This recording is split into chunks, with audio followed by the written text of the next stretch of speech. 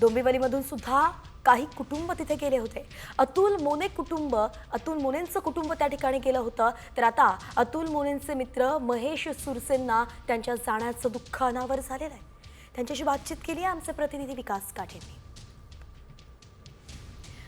त्यांच्या मित्रांनी नेमकं काय भावना व्यक्त केल्या आहेत हे आपण जाणून घेणारच आहोत। मात्र आपण तुर्तास सांगतोय की मोने कुटुंबीय तिथे गेले होते। अतुल मोने आपल्या बायकोसह मुलीसह डोंबिवलीतून थेट काश्मीरच्या पहलगाममध्ये गेले होते आणि त्या ठिकाणी हे कुटुंब खेळत होतं, बागडत होतं। मात्र अचानक दहशतवादी हल्ला झाला आणि यात अतुल मोनेंचा मृत्यू झालाय। त्यांच्यावरती गोळ्या झाडण्यात आल्या आहेत आणि मोने कुटुंबावरती दुःखाचा डोंगर कोसळलाय। ठाकूरवाडीतील अचल इमारतीमध्ये हे कुटुंब राहत होतं। तिथली दृश्य आपण पाहतोय। अतुल मोने यांचा फोटोही आपण साम टीव्हीच्या स्क्रीनवरती सध्या पाहतोय।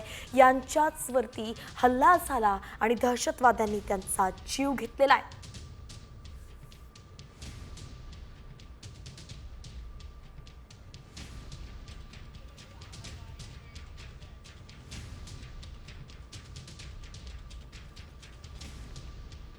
तर अतुल मोनेंचे मित्र आहेत महेश सुरसे यांच्यासोबत बातचीत केली आमचे प्रतिनिधी विकास काटेंनी। पाहूयात। काश्मीरच्या पहलगाम येथे जो काय हल्ला झाला त्यामध्ये अतुल मोने हे काय डोंबिवलीमध्ये राहतात, यांचं देखील निधन झालेलं आहे।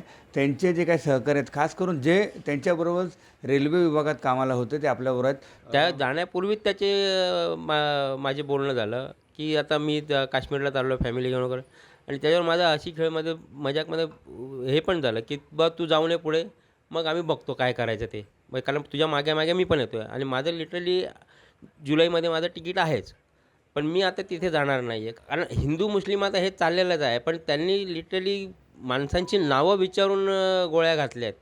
मग ज्या बातम्या येत आहेत की नावं विचारून घातल्या आहेत, परत त्यांच्या पॅन्ट काढून बघितल्यात, म्हणजे हा प्रकार म्हणजे अत्यंत घाणेरडा प्रकार आहे। याला मी सगळ्या मुस्लिम समाजाला किंवा सगळ्या हिंदू समाजाला दोषी धरणं असा हे चुकीचं आहे, पण हा प्रकार जो करतायत तो अत्यंत किळसवाणा आणि घाणेरडा प्रकार आहे।